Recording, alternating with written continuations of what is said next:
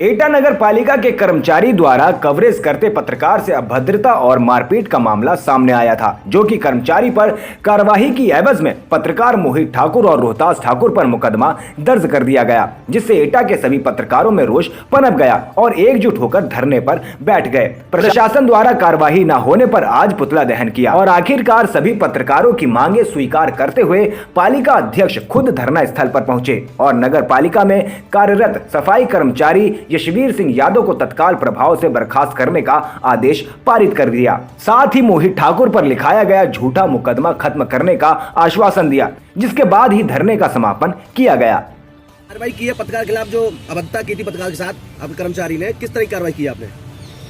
अभी हमारे पत्रकार भाइयों का कई दिन से यहाँ धरना चल रहा था, मुझे अभी सूचना मिली तो इनकी मांग थी कि उसने अभद्रता की है। मैंने भी जांच की तो उसने गलती तो की थी, अभद्रता की थी कर्मचारी के साथ, वो हमारे एक पत्रकार भाई के साथ। और मैं भी पत्रकारिता के क्षेत्र से जुड़ा रहा हूं, तो मेरी भी भावनाएं आप सभी के इनके पत्रकार भाइयों के साथ हैं। और इस वजह से उस जो यशवीर सिंह जो कर्मचारी है उसको तत्काल प्रभाव से बर्खास्त कर दिया गया है। आरोप ये भी लगे हैं कि आपने पत्रकारों के खिलाफ पहले FIR कराई, उसके बाद अब धरना में शामिल हुआ आगे? नहीं, ऐसा नहीं है, मुझे तो जानकारी नहीं है। मुझे FIR की जानकारी एक दिन बाद हुई थी, उस दिन मुझे जानकारी नहीं हुई। अगर कोई गलती भी हमारे पत्रकार भाई की होती तो हम बैठ के बात करते, आपस में सामंजस्य बैठाते, लेकिन इस तरह की घटना कभी हमारे द्वारा नहीं हो सकती। आप क्या मानते हैं जिस तरीके से चेयरमैन साहिबा ने आरोप लगाए पत्रकार पर, जिस तरीके से FIR में खुलासा हुआ जिस तरीके से, तो क्या मानते हैं इस चीज को लेकर, क्या कहेंगे?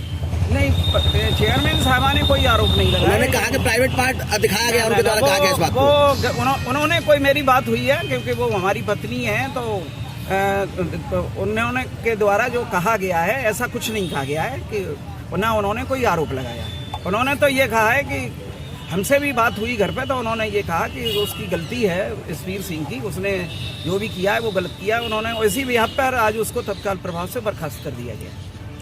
धरना खत्म करने में क्या क्या मांगे रखी गई थी, क्या क्या मांगे को लेकर? धरना खत्म होने के लिए ये सभी भाई लोग यहाँ खड़े हुए हैं, कुछ पेंडिंग बिल हैं पत्रकार भाइयों के, उनकी बात हुई है और ये जो इसको बर्खास्त करने की बात हुई है। तो उनको रजामंदी दे दी गई है मांगों को? जी, मांगों को स्वीकार किया गया है? बिल्कुल बिल्कुल, स्वीकार क्यों नहीं है? यशवीर सिंह पे